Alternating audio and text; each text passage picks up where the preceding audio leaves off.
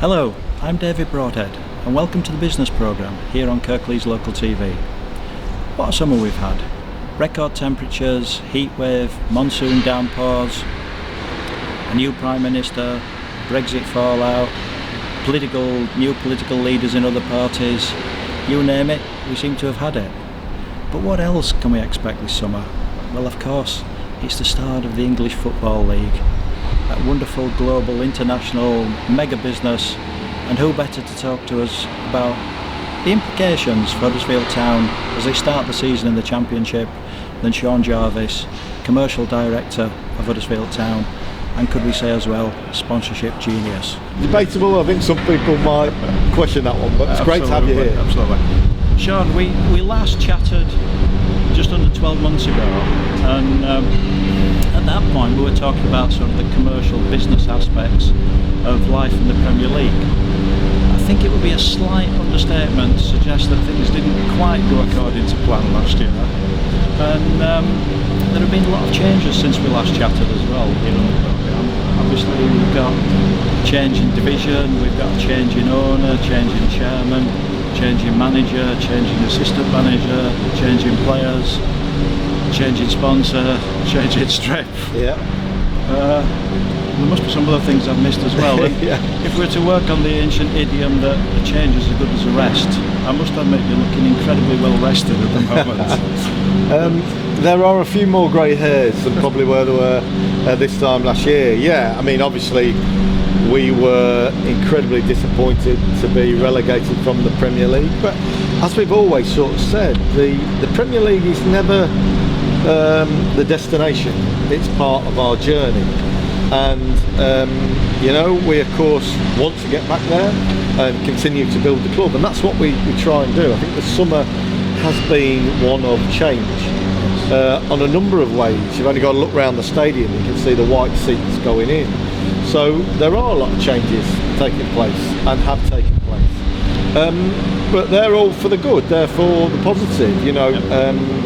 Some fans, some supporters will be saddened by Dean Hoyle stepping down, but his time comes to an end. He chose to step down, and what's really good is that now you've actually got another fan taking over the club. So we haven't sold to Chinese conglomerates or an American company or whatever. We've actually got another fan that is in charge of Huddersfield Town. So I would anticipate, well, it's business as usual, and we have a real desire to continue to build Huddersfield Town in the right way.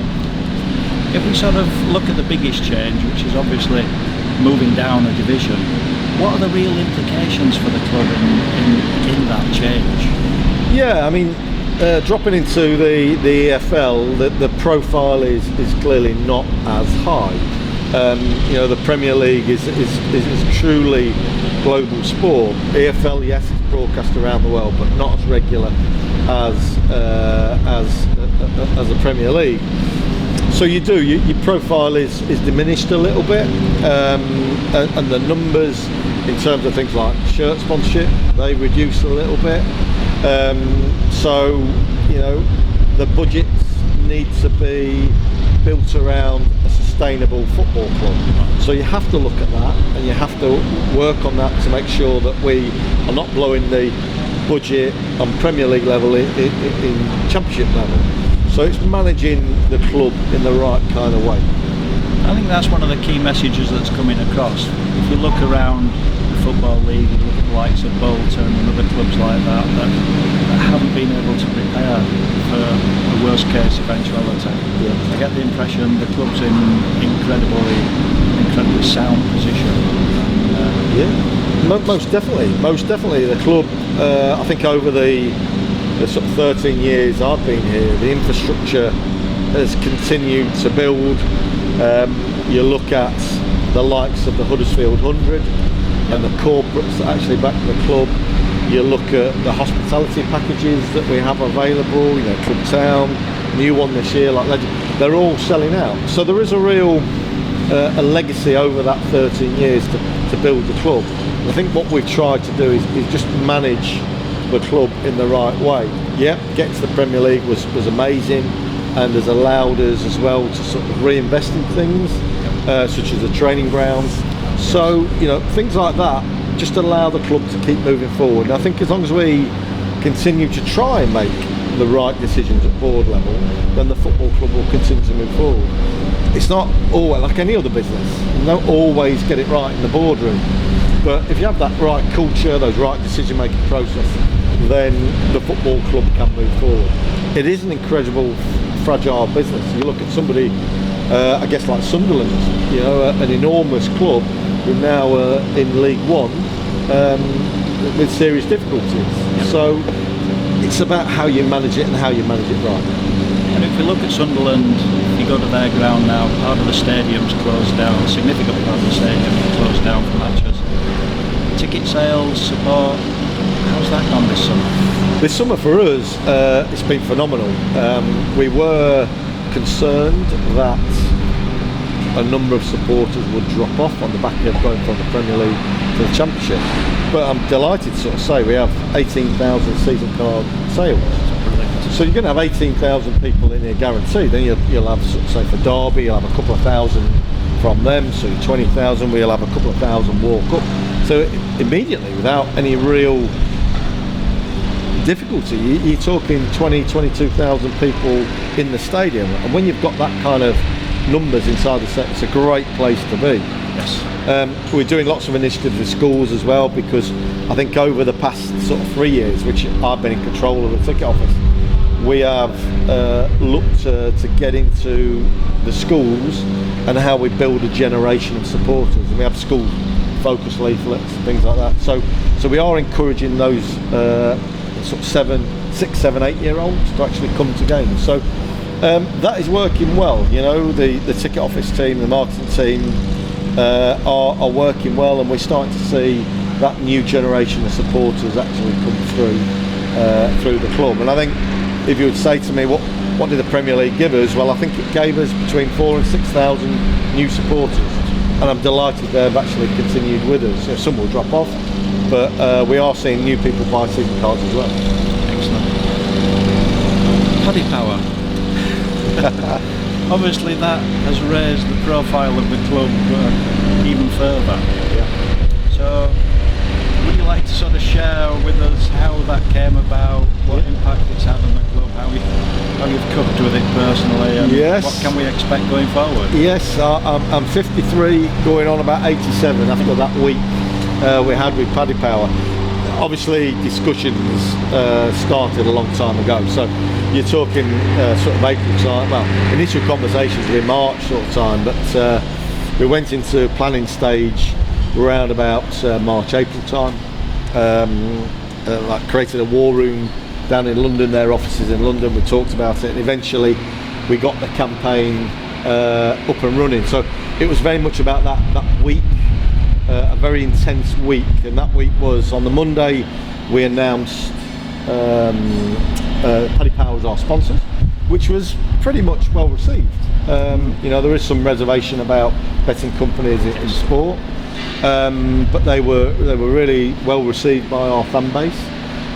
Then of course we announced the kit on the Wednesday, but that was the fake kit. So that was the kit with a big sash on it, and the fan base were in shock. They felt it was a bit of a joke. But then of course we had Rochdale. So to make the campaign plausible and actually believable, we actually played in fake kit at Rochdale. So that's when the fan base then began to think, is this real? Is this kind of like really happening? Yeah, there was an element of panic there, wasn't there? Yeah, there was, and I think people thought we would come out second half in our real kit, and that wasn't part of the plan. That wasn't part of the plan. Of course, I was at that game, and it's probably the most uncomfortable game I've ever been at, because I was under strict instructions from Paddy Power to look very glum, because I kind of knew what was coming, of course, and the fan base didn't like it. They stood up and chanted that they didn't like it, and my social media feed was horrendous. Was absolutely awful, you know. But you can understand it. You can understand it because the fan base didn't like what they were seeing, so they were trying to vent it. So that Thursday, I didn't come into the office. I kept myself out of the way, and it was probably one of the longest days of my life, seeing all the social media feeds vying for my blood, and then Friday, I couldn't wait for Friday to come round quick enough. In fact, I think I only got 2 hours kit on Thursday. I was pinging emails around about 4 o'clock in the morning, Friday morning, making sure everything was right. And then, of course, Friday morning we announced the real kit and the campaign around Save Our Shirts with Paddy Power. And from what I've seen, it's been absolutely phenomenally welcomed by our supporters, and the profile that it generated. And I'll give you an idea, put it into context. When we revealed our kit in the second year of the Premier League, we had something like 230,000 impressions on Twitter. When we revealed the kit on the Wednesday, we had 6 million. So around the world, we were getting messages from Australia, America, China, Italy, Turkey, Germany, all about what they had seen. And I was amazed by the impact that the initiative had created. But there were two great things that obviously came out of it. One, we had our shirt, which all the fans love, and I've got to say they're all purchasing those shirts, which is magnificent. But two, the kits, the fake kits, we actually put those on eBay to raise money for charity, and we generated, I think, in the region of £30,000 for 3 local charities. And I was chatting to one of them here at the game on Saturday, and he said those funds that he will get from that campaign will mean that his charity survives for at least another 2 years. So for me, yes, it was controversial, yes, it was very difficult, yes, it was uncomfortable, but you know what, that end product of having a charity that's going to survive for another 2 years is phenomenal. I think that's one of the key things for me that fits into the values of the club as well, because we were headline news on BBC Breakfast. The Daily Mail ran virtually a full page on how the club had sold out its values to commercial interests, and yet you look at what's actually happened, Save Our Shirt campaign, and how that's sort of taking off as well, both the Scottish and other clubs, and the benefits that have come through to the charities as well, I think is just absolutely fantastic. Yeah, definitely. I think make no bones about it. This is a commercial deal, and this is a record deal for Huddersfield Town. But it is the Paddy Power campaign that they want to sort of get across, that their brand doesn't belong on the front of the shirt, and that's their beliefs. And for this season, I'm happy to support them and do what we can, and I think 3-4 other clubs have joined the campaign. And I dare say over the course of the year we may see 1 or 2 other bits that they want to sort of shout about keeping a shirt clean. So it is a commercial deal, but it's got a message. And I think there's an argument to sort of say, how long will it be before betting companies actually come off the front of the shirts? And maybe Paddy Power here are stealing the ground, I don't know. I'm just a commercial director of Huddersfield Town. There are other things that move. I think Jeremy Corbyn and Labour have sort of said they don't want betting. So maybe things will change in the future, and Paddy Power here have maybe become the first company to actually make a sound about this. We'll see. We'll see what happens. But they are to be applauded, I think, for their campaign. It's put us on the map. People are talking about us. We were ranked, I think, number 1 on Twitter on that day, and number 5 around the world. So Huddersfield Town was most definitely on the map, and I think that's what we've got to do. We've got to continue to keep our profile up. And sort of the final question, if we sort of talk about all the changes and the impact that's been, how the personnel at the club responded, how they coped with it, obviously the pressures of the Paddy Power, but also the disappointments of last season, the changes in senior personnel, the culture, the morale of the club seems infinitely higher than it was towards the back end of last season. Without question. People coped with that. Yeah, without question. It was, of course, very, very difficult, and it felt like we were dying the death of 1,000 stabs last season. Sorry to be morbid, but that's what it felt like. But and I think once our fate was sealed, it was then an opportunity for us to sort of say, okay, well, as I sort of said, that isn't the destination, that is the journey. And the new chairman coming in, he brings with him renewed vigour, energy. He brings with him his vision, and he's presented to all the staff and talks about what he wants to present. And we have a phrase, working class club. Working because we like to work. We are people that will take our shirts off, our jackets off, get stuck in. Class because we believe in doing things in the right way, you know, like we have done with the charity shirts. And a club because we're in it together. So using those phrases and then putting them together, working class club, that's who we are. Yeah. So I think we've kind of taken the opportunity to reflect on it, to acknowledge what we learn, and actually use that to our betterment.